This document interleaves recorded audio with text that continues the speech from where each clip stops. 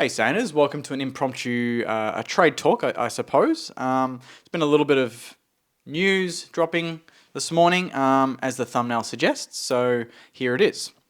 St Kilda will not pursue contracted Bombers midfielder Dylan Shiel in this year's trade period, with the club taking a long-term approach to their list build. That's pretty good, long-term approach, that's what we want. We want sustained success with some good youngsters coming through, according to sources familiar with the Saints' approach.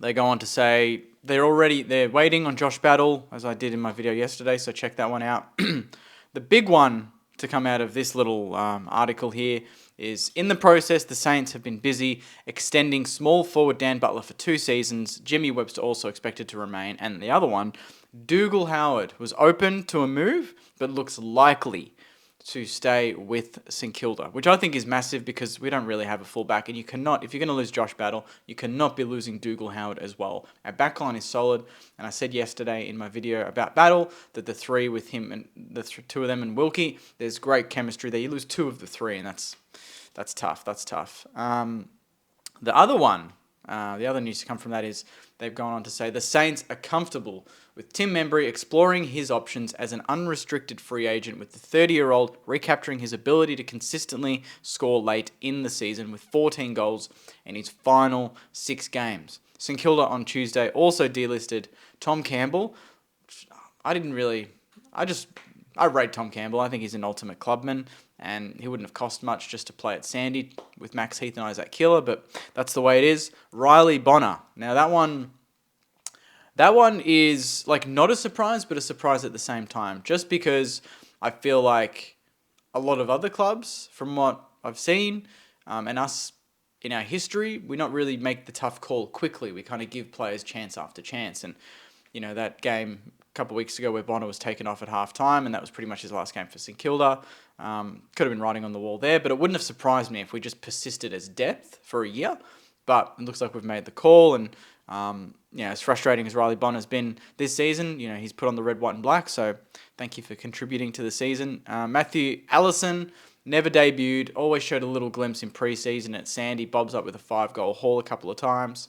And James Van Es, I've been on him. I've wanted to see him play. He just had this Stephen May about him. He had the mullet, big boy, 100 kilos, 190 odd centimeters. Such a shame. I know he's been injury prone. I just thought we'd persist for one more season. Again, doesn't cost much but he takes the list spot. I get that. He takes the list spot. But he was a fullback in the making, but not to be. And I trust the club have made the right calls. So that's that. On top of that, there has been someone on SEN, I believe, called up earlier this morning and kind of said that in terms of Tim Membrey, that North Melbourne are interested. So that's going to be an interesting one to keep an eye on. North Melbourne. I mean, with Larkey, Zerha and Membrey, I can see it. Maybe a bit more experience. We've criticised North of getting rid of all their senior players, and maybe Skunk will go there and just have no pressure just to help out the young kids there. So that's kind of the news. Ivan Soldo wants to come back to Melbourne as well. Some people think maybe that could be of interest to us in terms of our ruck stocks and our big man stocks to help out Rowe. I'm not too sure on that one yet. I'll have to explore that one a little bit more.